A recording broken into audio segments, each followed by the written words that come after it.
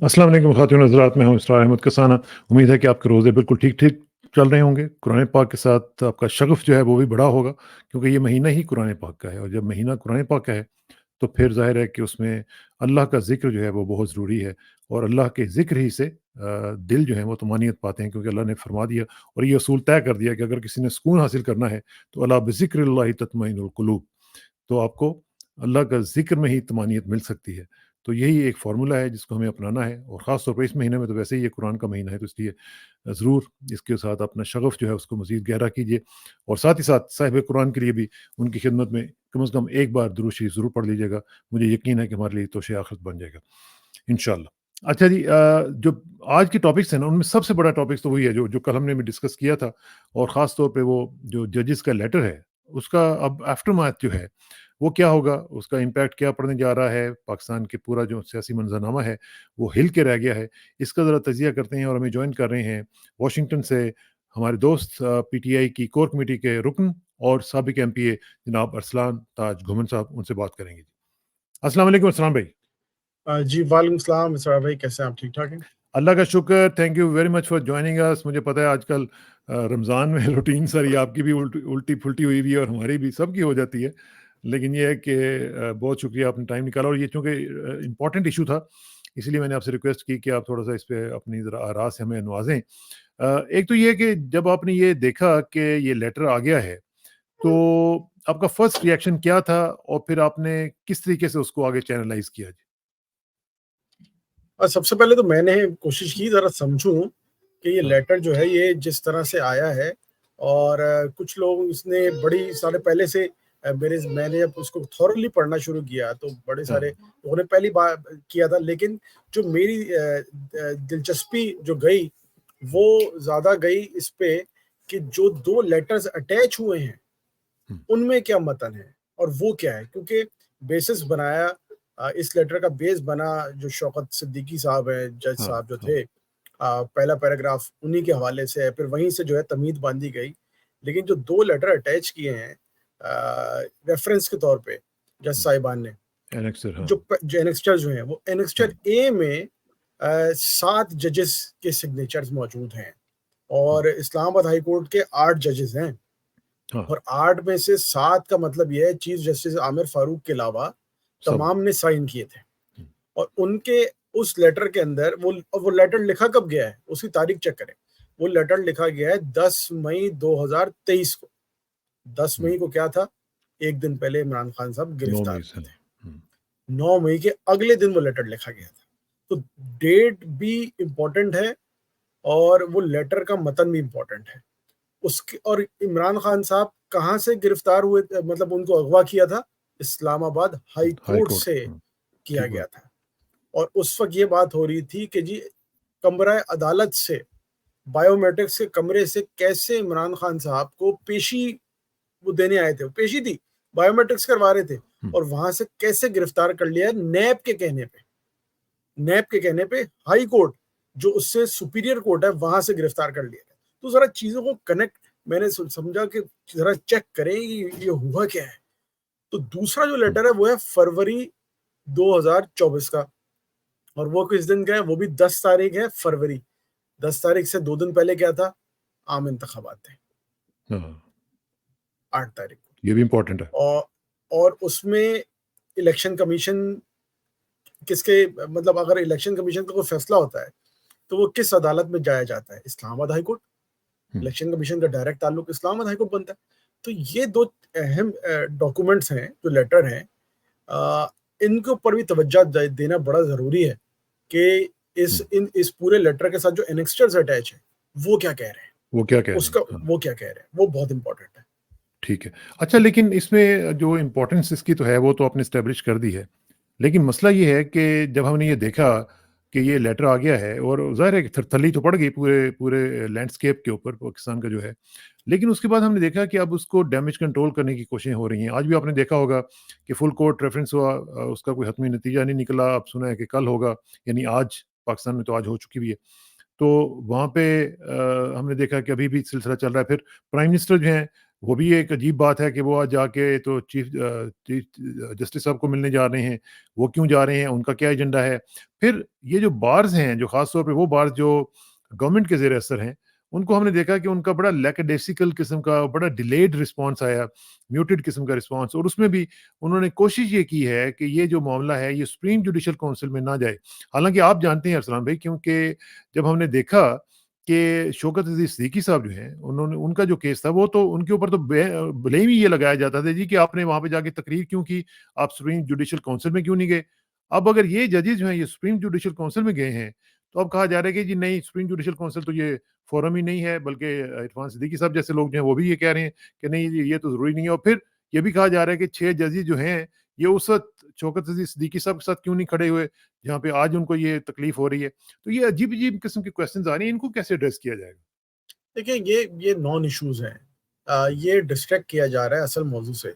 असल मौजू ये है जो उसका कंटेंट है लेटर का, वो ये है कि खुफिया इदारे और ये मतलब ढकी छुपी बात नहीं की जजेस ने। मैं तो सैल्यूट पेश करता हूँ तमाम जजेस को कि किस तरह से उन्होंने बरबला इजहार किया कि उन्होंने कहा sector commander Islamabad ISI, sector commander Quetta ISI, DG internal जो कि डीजी कहलाते हैं आईएसआई, वो मतलब फ़हीम रज़ा साहब जो इस्लामाबाद में, कोयटा वाले साहब का मुझे नाम नहीं पता, और नदीम अंजुम साहब, इनका प्रॉपर तरीके से नाम लिया। और ये किसमें नाम लिया? पिछले साल वाले में, मई वाले में। मतलब मई के महीने में 1 साल पहले आज से बताया गया, और साथ ने मियाँ गुल हसन साहब जो हैं जिन्होंने इस वाले लेटर पे दस्तखत नहीं किए, लेकिन उस पिछले वाले में उनका ज़िक्र है। उन्होंने उन्होंने नीचे साइन किए हुए हैं। तो असल मौज़ू वो है। अब टेक्निकल ग्राउंड्स पे कहाँ जाना चाहिए, कहाँ नहीं जाना चाहिए, मतलब ये भी टेक्निकल ग्राउंड पे बता देना कि इमरान खान साहब को जो अगवा किया गया था इस्लामाबाद हाई कोर्ट के अहाते से, तो वहाँ पे कौन-सा प्रोसीजर फॉलो किया गया था। और अभी आपने देखा होगा, बस छोटा-सा रेफरेंस के तौर पे सलमान सफदर साहब ने कल एक बड़ी अहम प्रेस कॉन्फ्रेंस जो मीडिया टॉक की सुप्रीम कोर्ट के बाद साइफर केस में, उन्होंने बताया कि 9 लोगों के पास साइफर गया और हुँ। किसी ने रिटर्न नहीं किया, लेकिन मुकदमा सिर्फ इमरान खान के ऊपर है। तो टेक्निकल बातें ना करें, असल मौजू पे आएँ कि लेकिन इसमें आईएसआई के अफ़ज़ान, अफसरान। जी, इसमें एक चीज़ बहुत इम्पोर्टेंट है, मैं आपको बताऊँ, जो मेरा तजुर्बा है, वो ये है कि ये जो कहा जा रहा है ना कि सुप्रीम जुडिशल काउंसिल में जाए, क्योंकि सुप्रीम जुडिशल काउंसिल में मोर देन 1 ऑब्वियसली जजेस हैं। अब वो मुख्तलिफ किस्म के जजेस हैं, और उनको वू करना या उनको इंटिमिडेट करना, वो काफ़ी ज़रा मुश्किल भी हो सकता है। तो इसलिए ये कोशिश की जा रही है कि सारे का सारा मामला जो है वो सुप्रीम कोर्ट के चीफ जस्टिस के ऊपर डाल दिया जाए, और उनके साथ तो वैसे ही मामलात माशाल्लाह बड़े ही अच्छे हैं, तो वो हैंडल कर लेंगे। ये बहुत ज़रूरी है इस बात का तय करना कि ये मामला सुप्रीम जुडिशल काउंसिल में जाए, ताकि वहाँ पे लोग जो हैं वो एक तो ये है कि उसकी भी हियरिंग हो, उसको लोगों को पता चलेगा कि क्या होता है, और फिर वो मोर देन 1 जजेस होंगे, तो उनको उनको ज़रा हैंडल करना भी ज़रा मुश्किल हो जाएगा इनके लिए। और इसमें मैं एग्री करता हूँ आपकी बात से, ऐसा ही होना चाहिए। और इसमें साथ-साथ एक और चीज़, जैसे काज़ी इसी पैसा साहब जो हैं, वो टीवी कैमरा लगा के कोर्ट की हियरिंग्स जो पूरी दुनिया को दिखा रहे हैं, इस केस की खास तौर पे दिखाई जाए। हुँ। जैसे हाँ, लेकिन बाकियों वो की कर रहे हैं दिखाएँगे ना, नहीं। नहीं, नहीं, हुँ, इस केस का तो लाज़मी है, अब बाकी दिखाएँ ना दिखाएँ, इस केस हुँ, का लाज़मी है। मतलब आपने कौम को ये बताना है कि अपने हकूक के लिए पूरे पाकिस्तान के अवाम जो है वो अदालत की तरफ जाते हैं, और अदालत के ये जजेस जो हैं वो हक का फैसला करते हैं किसी एक गरीब का। अगर ये अदालत के जजेस अपने हकूक का दिफा नहीं कर सकते, तहफ़्फ़ुज़ नहीं कर सकते, तो फिर ये निज़ाम तो हाँ, धड़म से गिर चुका है। मतलब बिल्कुल, आप बिल्कुल। देखें ये बात जो अभी अदालत में जजेस ने कही है, क्या ये बात आज़म स्वाति ने नहीं की थी कि कोयटा जुडिशल कॉम्प्लेक्स में मेरी वीडियोज़ बनाई गई थी? हाँ, उन्होंने उन्होंने ये इस बात का ज़िक्र नहीं पहले नहीं उन्होंने नहीं किया था? क्या ये बात सियासी और सहाफ़ती बैकग्राउंड के लोगों ने ये बातें नहीं की कि जी उनके घर वालों को ज़दो-कोब किया गया, मारा-पीटा गया, वीडियो बनाई गई, ये सब पहले। अब जजेस ने उसके ऊपर मोहर लगा दी है कि जो हुँ, बातें हो रही थी, ये दुरुस्त हो रही थी। अगर दुरुस्त इमरान खान साहब जो हैं, फ़हीम रज़ा सेक्टर कमांडर इस्लामाबाद का नाम ले रहे थे, तो वो सही ले रहे थे, इसका मतलब इमरान खान साहब गलत नहीं कह रहे थे। और जितने मुकदमात चाहे फैसल नसीर साहब का नाम लेने पर, फ़हीम रज़ा साहब का नाम लेने पर, नदीम अंजुम साहब का नाम लेने पर जितनी भी एफआईआर काटी गई, इसका मतलब वो सारी गलत थी और जिन लोगों ने उनके नाम लिए वो सही लिए, क्योंकि आज जजेस ने खुद कह दिया है। तो ये तो मैं समझता हूँ कि पाकिस्तान की तारीख में बड़ा अहम मोड़ है और इसके ऊपर ज़िम्मेदारी सबसे ज़्यादा ना, ये हाँ, ये इस वक़्त सबसे ज़्यादा ज़िम्मेदारी 2 तबक़ात पर आ रही है। एक वुकला पर, हुँ, कि वुकला ने क्या किरदार अदा करना है। दूसरा सियासतदानों पर, कि उन्होंने क्या करना है और सियासतदान में सबसे अव्वल पीटीआई के ऊपर, पीटीआई की क़यादत हुँ, के ऊपर। हुँ। पीटीआई की क़यादत के ऊपर बड़ी अहम ज़िम्मेदारी है कि इस वक़्त अगर पीटीआई ने बरवक़्त और सही फैसले नहीं किए, तो फिर इन जजेस की जो इन्होंने कुर्बानी दी है, कुर्बानी दी, हाँ। कुर्बानी दी है, और अपने ये आप को रिस्क में डाला है। देखिए बहुत बड़ा रिस्क में डाला है। हुँ, यहाँ पे लोग जो है नाम लेते हुए घबरा रहे होते हैं। उन्होंने सबने पूरी दुनिया के सामने बता दिया, सबके सामने वाज़ेह हो गया। तो उनकी लाइफ़्स को कितना थ्रेट है। जब अरशद शरीफ वो गंजा शैतान एक कैरेक्टर का नाम लेता था और उस गंजे शैतान ने उसको कत्ल करवा दिया, तो क्या इन जजेस की जान को खतरा नहीं होगा? बिल्कुल होगा। और उनकी इनके फैमिलीज़ घरवालों को को भी। खतरा, उनकी हुँ, फैमिलीज़ को भी खतरा होगा। हाँ। तो ये तो बड़ा अहम इस वक़्त ज़िम्मेदारी बनती लेकिन है। अरसलान, इसमें जो आपने बात की कि ये बहुत ही इम्पोर्टेंट केस है और बहुत ही इम्पोर्टेंट टर्न ऑफ हिस्ट्री पे हम खड़े हुए हैं इस वक़्त। और इसमें ज़िम्मेदारी आपने कहा कि वकला और सियासतदानों की है, पीटीआई का आपने ज़िक्र किया। लेकिन हम देख रहे हैं कि पीटीआई की तरफ से हमें कुछ स्ट्रैटेजी नज़र नहीं आ रही है। हमें अभी तक भी, जब से ये सिलसिला हुआ है, कोई एक एग्रेसिव किस्म की जो एक कैंपेन है या उसको स्टार्ट करने का, या प्रेस कॉन्फ्रेंस होनी चाहिए थी। एकदम शोर और गुगा हो जाना चाहिए था। अगर इमरान खान बाहर होते जिस तरह के वो करते होते थे, उस तरह की चीज़ हमने देखी नहीं है। और ना ही हमें वकला के अंदर से जो पीटीआई के पीटीआई वकला हैं, इवन हामिद खान साहब को मैंने देखा है कि वो भी बड़ी कोई विश-वॉशी किस्म की स्टेटमेंट्स दे के, तो वो अजीब तरह की वो बयानात दे रहे हैं, जैसे वो खुश करना चाहते हैं चीफ जस्टिस साहब को। तो ये तो मुझे नहीं लगता कि पीटीआई की तरफ से तो कुछ इस तरह का होता हुआ नज़र नहीं आ रहा। अ, मैं समझता हूँ कि इसके ऊपर हमें पीटीआई के एज़ अ जमात सिर्फ़ एक प्रेस कॉन्फ्रेंस की हद तक हमें किरदार अदा नहीं करना चाहिए। इससे सबसे ये पूरा ये जो ख़त है, ये इमरान खान की गवाही दे रहा है कि वो मासूम है। हुँ, क्योंकि जितने भी केसेज़ में उनको कन्विक्शन हुई है, वो सारे के सारे इस्लामाबाद हाई कोर्ट के हैं या उनके मातहत अदालतों के हैं, हाँ, उनकी लोअर कोर्ट्स के हैं। तो इस वक़्त हमारी कोर कमेटी का इजलास पाकिस्तानी वक़्त के हिसाब से 4 बजे बुला लिया गया और उसके अंदर जो है इसके ऊपर बहस होगी कि लाहे-अमल क्या होना चाहिए। काफ़ी सारे लोग जो है इसके ऊपर बड़ा स्ट्रॉन्गली ओपिनियन रखते हैं कि हमें भरपूर तरीके से इस मौज़ू को जो है सीरियस लेते हुए लाहे-अमल का ऐलान करना चाहिए, किसी तहरीक का आगाज़ करना चाहिए और इसको इस तरह से ल्यूक वार्म ट्रीट हुँ। नहीं करना चाहिए, इसको ज़रा हमें सीरियसली सतह पर देखना चाहिए। हाँ, तो अभी लेकिन कोर कमेटी में लास्ट टाइम भी अरसलान, हमने जब बात की थी इसके ऊपर, तो उसके बाद भी हमने देखा कि मामलात जो हैं वो कुछ सँभले नहीं हैं। एक तो ये है कि मुख्तलिफ लीडर्स का मुझे लगता है कि उनकी अपनी कुछ प्रॉब्लम्स हैं। कुछ आपस में कुछ हो सकता है पर्सनैलिटी क्लैश भी होते भी हैं, ऑर्गनाइज़ेशंस के अंदर होते हैं इस तरह। लेकिन जो हम देख रहे हैं कि इस वक़्त जो है ना वो हर बंदा जो है ना वो अपनी-अपनी बोली बोल रहा है। वो किसी डिसिप्लिन में नहीं नज़र आ रहा, कोई उसकी अपनी कोई अप्रोच नहीं नज़र आ रही। और जब से मैंने देखा है कि जब से वकला के हाथ में ये पार्टी चढ़ी है, उस वक़्त से मामला जो है वो मज़ीद ख़राब हो गए हैं, हालाँकि होने नहीं चाहिए थे। इमरान खान की तो ख़्वाहिश ये थी कि जो लोग वकला होंगे वो आएँगे तो वो ज़रा बेहतर तरीके से हैंडल करेंगे, लेकिन मामला उलट हो रहा है। देखिए एक बुनियादी बड़ा इसमें बुनियादी जुज़ है इस पूरे पहलू का जो आपने उठाया है।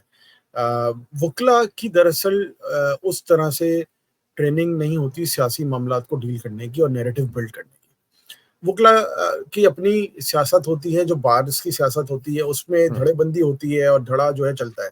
सियासी जमातें जो हैं वो ग्रुप बाज़ी और धड़ेबंदी पे नहीं चलती, वो बयानिए पे चलती हैं। हुँ, और ये स्पेशल एक्सपर्टीज़ सियासी जमातों के पास होती है नैरेटिव बिल्डिंग की, ये वकला के पास नहीं होती। वकला जो है वो बात करते हैं फैक्ट्स पे, कानून पे, मतलब प्रॉपर इधर-उधर नहीं करते, वो बिल्कुल उस पे बात करते हैं। सियासी शख्सियत जो है वो नैरेटिव पे बात करते हैं। तो ये एक बड़ा बुनियादी फर्क है इस सियासतदान में और वकला में। हमारा जो फैसला था कि वकला को आगे लाने का, उसका सिर्फ एक ये था कि क़यादत रूपोश थी, हाइडिंग में थी, मसाइल थे, एफआईआर आई थी, तो वो था। फिर सोने पे सुहागा ये हुआ है कि सियासी शख्सियात पार्टी की, उनको इमरान खान से मिलने की इजाज़त नहीं है, सिर्फ वकला को है। तो इस एतबार से भी जब खान साहब तक जो बात जाती है, जिस तरह से फिर आपको पता है कि एक शख्स दूसरे को बताता है, दूसरा तीसरे को, तीसरा चौथे को, तो वो उसकी फिर जो है वक़्त कम हो जाती है बात की, उसकी तासीर भी कम हो जाती है। और कौन सा बंदा किस अंदाज में क्या चीज़ पेश करता है, तो वो भी मैटर करता है। तो ये चैलेंजेस हैं और इसका हमें सामना है। उम्मीद है कि खान साहब से सियासी शख्सियात की मुलाकात जो है वो खोली जाएगी, और जब सियासी शख्सियात जाके अपने हिसाब से खान साहब से मुशावरत करेंगे, बात करेंगे, तो वो जो गैप है कम्युनिकेशन का, वो फिर बेहतर हो वो कम हो। सकेगा। लेकिन हामिद खान साहब जैसे जो लोग हैं, बड़े सीनियर लोग हैं, ये मतलब पार्टी के बड़े पुराने लोगों में से हैं। उनको तो ये समझना चाहिए कि भई क्या सेंसिटिविटीज़ इस वक़्त इन्वॉल्व हैं। क्या बाहर की सियासत आपने रखनी है या आपने पाकिस्तान की सियासत करनी है? सबसे बड़ी बात तो ये है, क्या बाहर बड़ी है या पाकिस्तान बड़ा है? इस वक़्त जो इश्यूज़ हैं, वो तो पाकिस्तान को फेस करने पड़ रहे हैं ना, बाहर की सियासत तो बहुत पीछे रह जाती है। और हामिद खान साहब को भी ये देखना चाहिए कि एक बड़े पेडेस्टल पे आने का उनके पास मौका है, तो वो उसको लूज़ करके एक छोटे से पेडेस्टल के ऊपर रहने के लिए अपने आप को कायल कर रहे हैं कि भई नहीं, मैंने तो सिर्फ़ अपने ताल्लुकात को बचाना है चीफ जस्टिस साहब के साथ और दूसरे लोगों के साथ, और पार्टी की जो ओवरऑल इंटरेस्ट हैं उनको वो शायद कंप्रोमाइज़ करना चाहते हैं। तो ये चीज़ें तो ख़्याल रखना चाहिए ना। मेरा ख़्याल है कि जब कोर कमेटी की मीटिंग हो तो उसमें आपको, मेरा ख़्याल है, इन चीज़ों के ऊपर भी डिस्कशन करनी चाहिए कि पार्टी जा किधर रही है और पार्टी का कोई डायरेक्शन भी है कि नहीं है। एक शेर अफ़ज़ल मरवत साहब भी नहीं काबू आ रहे किसी के। तो देखें ना, ये चीज़ें लोग अब देख रहे हैं। अब हैरान होंगे कि मैं जिन लोगों से, कारकुनान से बात करता हूँ ना, वो कहते हैं जी कि हम ढूँढ रहे हैं कि क़यादत किधर है। यानी कारकुन तैयार हैं, लेकिन क़यादत तैयार नहीं है। क़यादत जो है वो छुपी हुई है या कंप्रोमाइज़्ड है, पता नहीं क्या हुआ है। अब आपको बड़े सारे लोग ये बात करते हैं, और ये वैसी बात नहीं कि आपसे पहली दफ़ा मैं सुन रहा हूँ, बहुत सारे लोग ये बात कर रहे हैं। हाँ, और इसका मतलब ये है कि जब बहुत सारे लोग एक तरह की बात कर रहे होते हैं, इसका मतलब ये है कि परसेप्शन बिल्ड हो चुका है, और वो हाँ। किसी बेसिस पे बिल्ड हो चुका है। सही है या गलत है, दैट्स अ डिफरेंट टॉपिक, और perception but is always far larger than the reality. तो ये भी आपको पता है ना? हाँ, परसेप्शन बिल्ड हो चुका है। लेकिन हाँ। इसके ऊपर मैं ये बताना चाहूँगा कि क्या आपको लगता है कि इसके ऊपर अगर परसेप्शन बिल्ड हो रहा है, बात हो रही है, तो कोई इसके ऊपर बात नहीं कर रहा होगा? हुँ। यकीनी तौर पे कहीं न कहीं ये बात कर हो रहे रही होंगे। होगी ना, हाँ, हो कर रही रहे होगी। होंगे। हाँ, अब जैसे मैंने बताया आपके पिछले सवाल में कि चैलेंजेस, तो हो सकता है उन चैलेंजेस की वजह से जो है ये हुँ, चीज़ें टैकल करने में मुश्किलात का सामना हमें पेश हो रहा आ रहा हो। हाँ, उमर अयूब साहब 7वीं दफ़ा लेटर लेके गए कि मुलाकात मेरी करा दें खान साहब से। हुँ, जज का ऑर्डर था, लेकिन उनको मिलने की इजाज़त नहीं मिली। हाँ। तो चैलेंजेस हैं हमारे। तो इसका एक मतलब है जो ना कि ये डिज़ाइन है। ये एक डिज़ाइन है जिसके तहत ये सब कुछ हो रहा है देखिए कि बिल्कुल ये वुकला को हो मिलने दिया सकता है। जाए, वुकला ये को हैंडल कर लिया ये जाए और वुकला के अलावा किसी को मिलने ना दिया जाए ताकि मैसेज जो है वो पुट अक्रॉस ना हो सके। देखिए ये एक बाय डिज़ाइन हो सकता है, बिल्कुल हो सकता है। हाँ, लेकिन वो ये डिज़ाइन हो सकता है क्योंकि जैसे मैंने पहले बताया, वकीलों की एक्सपर्टी कुछ और है, सियासी लोगों की एक्सपर्टी कुछ और है। तो वो एक है। अब एक सवाल जो आपने पहले पूछा था वो मैं फिर मिस कर गया कि बार कौंसल्स कहाँ खड़ी हैं? हुँ। एक अभी मैंने बार कौंसल है, पंजाब बार कौंसल, जी, उसका जी। मैंने अभी लेटर देखा। उसमें तो उन्होंने उल्टा इल्ज़ाम लगा दिया जजेस के ऊपर कि भई एस्टेब्लिशमेंट जो एक इदारा है, उसके ऊपर कैसे इल्ज़ाम लगाया जा सकता है। तो अभी मैंने ट्वीट भी किया उसका कि एस्टेब्लिशमेंट इदारा कब से बन गया है? आईने हाँ, हाँ। पाकिस्तान में तो मैंने कहीं नहीं देखा कि एस्टेब्लिशमेंट कोई इदारा हो।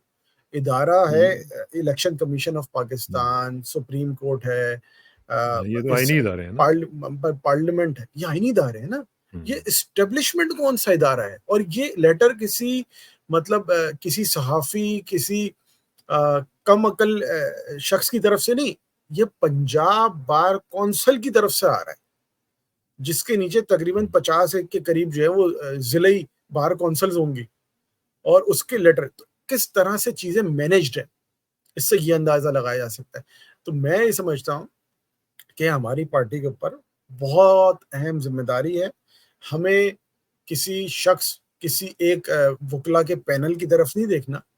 हमें इस मौजूदा सूरत हाल में कौम को एक डायरेक्शन देनी है कि इस सूरत हाल में हमने किस तरह से आगे चलना है और हमारे ऊपर जिम्मेदारी क्या है। वैसे ये वैसे मैं आपको बताऊँ अरसलान, मेरी एक बड़ी हम्बल सी आप सजेशन कह लें या ख़्याल कह लें, वो ये है कि इस मामले में से निकलने का तरीका फॉर द टाइम बीइंग, मैं ये नहीं कह रहा हूँ कि ये मुस्तकिल तौर पर, फॉर द टाइम बीइंग ये होना चाहिए कि अलीमा ख़ान साहिबा को पॉइंट पर्सन बना देना चाहिए या उनको कुछ भी बना देना चाहिए। उनके ज़रिए सारी डायरेक्शंस आएँ और वो सबको बताएँ कि जी क्या हो रहा है, और उनकी मुलाकातें भी होती हैं, उनकी मुलाकात पॉसिबल होती है, वो चूँकि बहन हैं, उनकी मुलाकातें होती हैं, तो उनके ज़रिए अगर कोई चीज़ आएगी, मेरा ख़्याल है उसको फाइनल वर्ड समझा जाए खान साहब का और उसको अथॉरिटी दी जाए। तो ये जो एक प्रोपेगेंडा है जी नहीं वो फिर मरूसियत और ये फलां-फलां, ये अभी एक्स्ट्राऑर्डिनरी सिचुएशन है, तो इसमें एक्स्ट्राऑर्डिनरी स्टेप्स लिए जा सकते हैं। What is your take on it? मैं इससे बिल्कुल एग्री हूँ और ये बात मैंने भी रखी थी। इसने इस तरह से नहीं, मतलब किसी और मेरी बट तजवीज़ यही थी कि एक शख्स हो जो हाँ, कम्युनिकेशन करे और that could be from Khan साहब फैमिली, ताकि हाँ, किसी को कोई ये बात ना रहे कि जी पार्टी का एक धड़ा है या दूसरा धड़ा है या उसकी शक्ल पसंद नहीं है। तो जब बिल्कुल। फैमिली की तरफ से आता है तो ट्रस्ट होता है थोड़ा-सा। और हम कौन सा अलीमा साहिबा जो है हमारे लिए काबिल इज़्ज़त हैं और खान साहब की हमशीरा बड़ा अहम किरदार अदा कर रही है। हम कौन सा उनको पार्टी में कोई हाँ, चेयरमैनशिप ऑफ़र कर रहे हैं, हाँ। Just for the purpose of better communication to और अवॉइड टेम्परेरी कन्फ्यूजन। अरेंजमेंट, एक टेम्परेरी अरेंजमेंट के तौर पर ये हो, मेरा ख़्याल है कि अगर हाँ, हो जाए, तो ये तमाम मामला जो हैं वो थोड़े से सीधे हो सकते हैं। बिल्कुल, मैं इस अच्छा, तजवीज़ को पेश भी हाँ। कर चुका हूँ और मैं इसको समझता हूँ इस ये इसको बिल्कुल थोड़ा-सा आगे लेके चलें, मेरा ख़्याल है इसके ऊपर डिबेट भी होनी चाहिए विदिन द कोर कमिटी, ताकि पता चले कि ये मामला जो है ये किस तरफ आगे बढ़ेंगे। अच्छा, एक चीज़ मुझे बताएँ कि वुकला के हवाले से हम बात कर रहे हैं, तो अब क्या आप समझते नहीं हैं कि वुकला तहरीक जो है उसका वक़्त आ चुका हुआ है? अगर वुकला ने 2007 में एक तहरीक चलाई थी और जिसके बाद फिर एक आपको पता है किस तरीके से मामला चले थे आगे, तो उस तरह की एक तहरीक का वक़्त आ नहीं गया अभी? देखिए, ये वक़्त तो पिछले 2 साल से आया हुआ है। जिस हाँ, वक़्त रात के 12 बजे अदालत खुली थी, उस वक़्त से हुँ, ये वक़्त आज आया हुआ है, ड्यू है। और आपको एक छोटी-सी मिसाल मैं दूँगा कि लाहौर में एक वकील को एक डॉक्टर ने कुछ सोशल मीडिया पे कमेंट कर दिया था। उस एक हाँ, सोशल मीडिया के कमेंट की बुनियाद पर वकील ने अस्पताल के ऊपर हमला कर दिया था। बिल्कुल, बिल्कुल। लेकिन आज उसी उसी बार के 2 अहम वकील हैदर मजीद और बैरिस्टर हसन न्याज़ी हसान नियाज़ी, हाँ, इस वक़्त मिलिट्री ट्रायल भुगत रहे हैं। वो ट्रायल कंप्लीट हो गया लेकिन कैद भुगत रहे हैं। लेकिन वकील की जानिब से उनके लिए तहरीक नहीं कुछ भी चलाई नहीं। गई। हुँ, इसका मतलब वकील भी इस पूरी सिचुएशन में उनके ऊपर भी जो ज़िम्मेदारी थी उन्होंने वो अदा नहीं की। छोड़ें इमरान खान को, छोड़ें हाँ, पीटीआई को, हाँ। अपने वकील जो जेल में हैं उनके लिए तो आवाज़ उठा लेते। उनके लिए तो करे ना। आपने और वो आपके अस्पताल लिए में तो उठाते सुना। थे। मुझे याद है हसान जो था वो हर एक के लिए आवाज़ उठाता था। आसान क्या, और मेरा जो है एक इस मौज़ू पे थोड़ा इख्तिलाफ भी था कि हुँ, आप जो है जिस तरह से वकील ने रिएक्ट किया, उनका अपना पहलू था, हमारा अपना था, तो मेरा बड़ा डिफरेंट था। हसान हालाँकि मेरा बहुत पुराना, जब से मैं पार्टी में हूँ तब से मेरी हुँ, उससे हाँ। वाबस्तगी रही है, दोस्त है, भाई है। बट अ, आज मुझे दुःख ये होता है कि हसान जिनके लिए खड़ा रहा, वो हसान के लिए नहीं हुँ, खड़ा है। नहीं खड़ेगा, ये यही होता है और ये हो रहा है और इसी वजह से दुःख भी होता है। तो इसलिए मुझे ये लगता है कि ये जो भी सूरत-हाल चल रही है, इसमें अगर वुकला नहीं आगे आएँगे, तो वुकला बेसिकली अपने लिए ये गड्ढे खोद रहे होंगे, क्योंकि कल को कोई भी कुछ भी हो जाएगा, कोई किसी के लिए खड़ा नहीं होगा। तो ये मेरा ख़्याल है कि इस वक़्त एक बड़ा अलार्मिंग किस्म की सिचुएशन है, जिसमें आप भी मेरा ख़्याल है कि ये समझते होंगे कि अब सबको मिल के इस बारे में करना पड़ेगा, क्योंकि जिस तरह आपने शुरू में ये कहा था कि जजेस ने अपना काम कर दिया। अब बात आ गई है पॉलिटिकल पार्टीज़ के ऊपर, वुकला के ऊपर और इवन मीडिया के ऊपर भी, कि भई आप छोड़ें अब ये चीज़ें, ये देखें कि क्या हो रहा है आपके साथ पाकिस्तान में। यानी जजेस अगर जिन्होंने इंसाफ देना है वो इंसाफ माँग रहे हैं, तो क्या हालत होगी उस सोसाइटी की जहाँ पे जजेस जो हैं वो रो रहे हो कि आप हमें इंसाफ मिले। इसरार भाई याद करें, एक केस था जो इमरान खान के खिलाफ बनाया गया। उसमें एक लोअर जुडिशरी की खातून के हवाले से इमरान खान ने कहा कि फ्यूचर के हवाले से उन्होंने कहा कि जी वक़्त हाँ, बदल हाँ। जाता है, इस तरह की बात की। हाँ, वो हाँ। इमरान खान को उसके ऊपर जो है सजा सुनाने वाले थे, केस चला इमरान दिया, खान को हाँ, बुला हाँ, दिया, इतनी उन्होंने पूरा प्रोपेगेंडा किया। हाँ, यहाँ उस लोअर जुडिशरी की सुपीरियर जुडिशरी के 8 में से 6 मतलब 80% हाँ, जजेस ये कह रहे हैं कि हमें दबाव है, और अभी उसके ऊपर कोई बात नहीं हो रही। नहीं हो रही। इसलिए कि मीडिया कंप्रोमाइज़्ड है ना जी, मीडिया को पैसे लगे हुए हैं, वकलाओं को पैसे लग चुके हुए हैं। अब देखें बार्स जो हैं वो बोल नहीं रही हैं, उसमें जो तारड़ साहब हैं, जो हमारे लेकिन लॉ अभी मैंने मिनिस्टर सुना है हैं। कि अभी इजलास बुला लिया गया है पाकिस्तानी वक्त के हिसाब से 11:30 बजे दोपहर के। लाहौर बार के सदर या जनरल सेक्रेटरी साहब जो हैं, उन्होंने इजलास वो तो बुलाया खैर है। वो तो अ, पीटीआई की है ना, वो तो करेंगे ही। वो तो पीटीआई के साथ उनका ताल्लुक है मेरे ख्याल, भट्ट साहब का ज़िक्र कर रहे हैं ना आप? जी, जी, भट्ट साहब हैं कोई हाँ, उनका असद जो भी भट्ट है। साहब हैं, तो वो तो पीटीआई की तरफ से और उनकी वजह से जीते हैं, बाकियों और का मसला है ना। कराची बार का भी कुछ मैंने सुना है, हाँ, कि हाँ, कराची बार ने भी सख्त इसका स्टांस लिया है। तो मेरे ख्याल से जो बार्स का भी थोड़ा अलग है ना मौजू, जो वो डायरेक्टली एज बटी पर भी हैं द, और बिकी भी हैं। नहीं, एक है रीजनल बार्स, एक है हुँ, कोर्ट वाली बार्स। जैसे हाँ, पाकिस्तान बार हाँ, कौंसिल, पाकिस्तानी बार कौंसिल कुछ भी, सुप्रीम कोर्ट बार कौंसिल है। सुप्रीम इसी कोर्ट भी तरह है, हाँ। इसी तरह सिंध हाई कोर्ट बार है, मतलब इस तरह जो पंजाब हुँ, बार कौंसिल क्या है भाई, Lahore high court bar council है, हाँ, सिंध हाई हाँ, कोर्ट। तो इस तरह की जो रीजनल है ना, आप मैंने थोड़ा सा इसको देखा, मैं एक्सपर्ट नहीं हूँ बट मैंने जो थोड़ा बहुत देखा है, जो रीजनल्स हैं, उनका मौकफ थोड़ा सा अलग होता है। जो हुँ, properly professional as per the courts बने हुए हैं, जिनकी जुरिस्डिक्शन कोर्ट के एतबार से बनी है, वो थोड़ा डिफरेंट होते हैं। वो है। ये मेरा अपना अच्छा, ये जो इसमें तम कम से कम चलें एक एक अच्छी खबर निकली है कि कम से कम पीटीआई को मिली है, तो what do you see happening in जलसा राइट नाउ? मैं समझ नहीं पाया, आप आवाज थोड़ी डिस्टॉर्ट हुई सवाल आपका। मैं ये कह रहा हूँ कि इस पूरे किस्से में एक एक अच्छी बात ये हुई है कि पीटीआई को जलसे की इजाज़त मिल गई है इस्लामाबाद में। इस्लामाबाद हाई कोर्ट ने ये इजाज़त दे दी है कि आप जलसा कर लें। तो ये जो जलसा होगा, इसमें क्या स्ट्रैटेजी होगी और क्या आप तवक्को कर रहे हैं कि होने दिया जाएगा या इस पे भी कोई फिर पाबंदी लगा दी जाएगी? अ, जलसा हमारा हक है, और जलसा पूरी पाकिस्तान की सारी जमातें कर रही हैं, तो हमें भी करने का हक है। और बिल्कुल हम करेंगे। 30 तारीख का हमने ऐलान किया है, जलसा होगा और उसमें अवाम आएगी, बड़ी तादाद में अवाम आएगी। लेकिन अगर ये रोकते हैं तो फिर दोबारा से वही बात आएगी कि जी अदालत के फैसले को इन्होंने हुँ, जूते की नोक पे रखा, और अदालत के फैसले की कोई अफसोस के साथ अल्फाज अदा कर रहा हूँ कि अदालती फैसले की कोई औकात नहीं है इनकी इनकी इनकी नज़र में। हुँ। तो इसका मतलब है कि मामला जो है वो फिर कोर्ट में वापस जाएँगे। अच्छा, आखिर में ये ज़रा थोड़ा-सा डिस्कस कर लेते हैं, 1 मिनट है हमारे पास, कि फज़लुर रहमान साहब ने कहा जी कि ये हुकूमत डिलीवर नहीं कर सकती। बड़ी अच्छी वक़्त ऐसे उनको पता चल गया कि ये हुकूमत डिलीवर नहीं कर सकती। तो क्या फज़लुर रहमान साहब की अब नेक्स्ट स्ट्रैटेजी क्या हो सकती है? क्या पीटीआई की तरफ वो अपना कुछ हाथ बढ़ाना चाह रहे हैं या क्या करना चाह रहे हैं? देखिए, फजल रहमान साहब ये कहना चाह रहे हैं आसान ज़बान में, मैं पहले भी कह चुका हूँ, कि वो कह रहे हैं कि सबकी लॉटरी खुल गई है, तो मेरी लॉटरी का डब्बा क्यों नहीं मिल रहा? हुँ, सबकी लॉटरी, मतलब 17 वाले भी बन गए, मतलब 20 वाले भी बन गए। अब मैंने क्या, मेरे ऊपर क्यों जुल्म हो रहा है? वो कह रहे हैं छोटा-मोटा धांधला करके मुझे भी केपीके में दे देते। मेरी छोटी-मोटी ख्वाहिश थी, मुझे सदर पाकिस्तान का ख्वाब दिखाया 2 साल पहले, और आके खुद बैठ गए। किसी ने अपने बेटे को ख्वाब दिखा के खुद बैठ गया, कोई बेटी बाप को ख्वाब दिखा के बैठ गई, तो मुझे भी छोटा-मोटा ख्वाब दे। तो फजल रहमान साहब हाँ जी। का मौजू बड़ा क्लियर है, वो केपीके की हुकूमत लेना चाहते हैं, और वो ब्लैकमेल कर रहे हैं एस्टेब्लिशमेंट को भी, और दीगर जमातें जो थी उनकी, पीडीएम की, उनको भी, कि अगर मुझे मेरी लॉटरी का डब्बा नहीं मिला, तो मैं आपका डब्बा जो है वो गोल कर दूँगा। Simple hmm, is that.